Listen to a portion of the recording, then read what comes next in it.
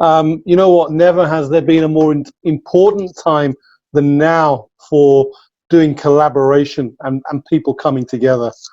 We are in incredible times. And you know what? It's so funny. What a non-coincidence. I'm actually going to be talking about fear as well.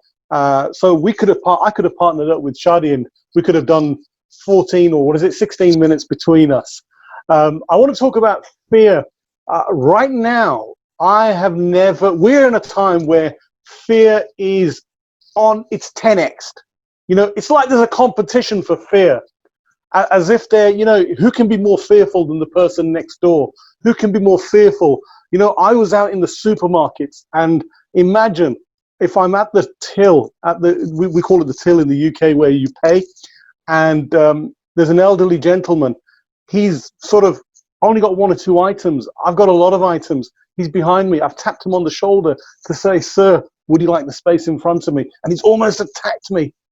"Get away from me, get away from me." And I'm thinking, and this was in the very early days of the lockdown, when we didn't really know a lot about this pandemic. And I thought, oh my God, the fear that we have has gone off the scale. And I've always been somebody who's always been conscious of fear, because this is something that I had to overcome many, many fears. I got into rock climbing and mountaineering at a very, very early age. And I had to deal with some fears because I did not like being, I didn't like heights. If I looked down, my knees would tremble. I'm human just like everybody else, but I was also a soldier in the British Army. And as a soldier, as an officer in the military, you're faced with a lot of scary situations. And so you've got to learn to deal with fear at a very early stage. And you've got to have strategies for dealing with your fears. Now, we are only born with two. I hope that's the right way around. I don't want to offend anybody. Okay, we are born with two fears. We're born with two fears only. One fear is the fear of falling. So you've all been in your bed at night when you've had this dream, and in that dream you've jolted and you've woken up because you're falling. You're hanging on the edge of a cliff, and suddenly you let go, and then you woke up. And the other fear that you're born with is the fear of loud noises. So where the hell do all the rest of the fears come from? The fear of being hit by a car, fear of being eaten by a wild animal. Although in my built-up city, I don't have to worry about that one too much. The biggest wild animal in my area is a fox, and they're only about this big. But we have a lot of irrational fears as well. And what happens is these fears hold you back.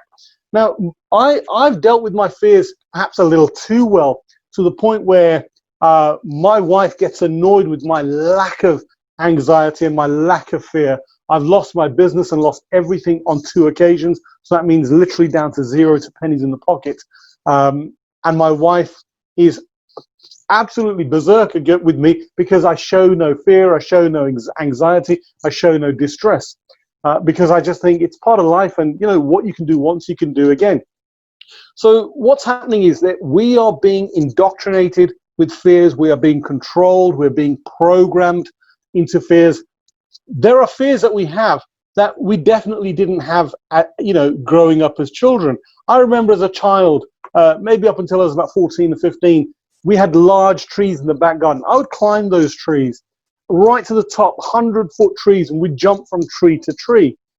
Now, 4 decades past that, I would never dream of doing that. I've got 3 children. I would never dream of letting my children jump from tree to tree. We put kids' gloves on them. And, what fear does, and especially in the current, I want to sort of try and wrap it around the current situation that we're in at the moment. I don't want to get into the argument of what is real and what is not in terms of this pandemic. There's a lot of debate between doctors, and I leave the scientists to debate that.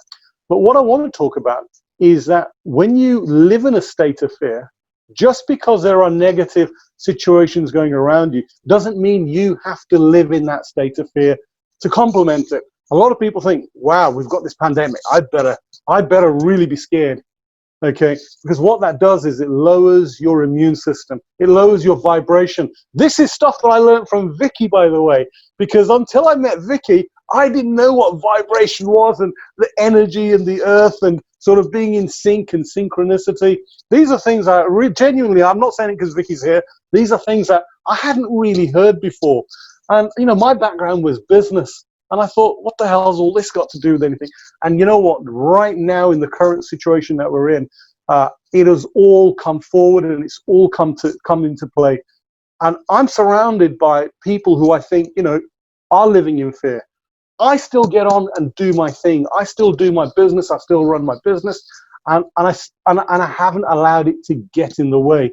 So, you know, I'll give you an example of how powerful fear can be. There's a story of an American story. One of these railway workers, the ice box carts, you know, the freezer containers on the train.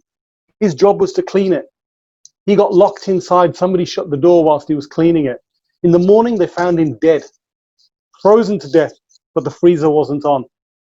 The fear killed him.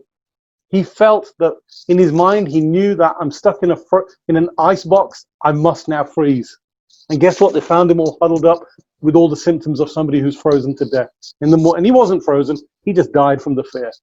So, you know, this is exactly how extreme fear is. Now, look, fear is just a set of beliefs, you know, and the beliefs that you have are totally up to you. You've got to look at what will, you know, does the fear serve me? If the fear doesn't serve you, then it's not any good for you. Have a different belief. Does it protect you from anything? Does being petrified change your life for the better? No, it doesn't. But I promise you, it will cause you harm. Does fear, does that have any conflict with your values? And you know, does it have any conflict with your values? If having that fear belief conflicts with your values, it's a fear that you need to get rid of. And, you know, does it conflict with your personal philosophies? Get rid of the fear. Don't live in fear. You know what? My life is now all around living an empowered life. And how you live an empowered life is you change what you believe. You change what you believe, and you start having new experiences by living an empowered life. And I think that's my 8 minutes.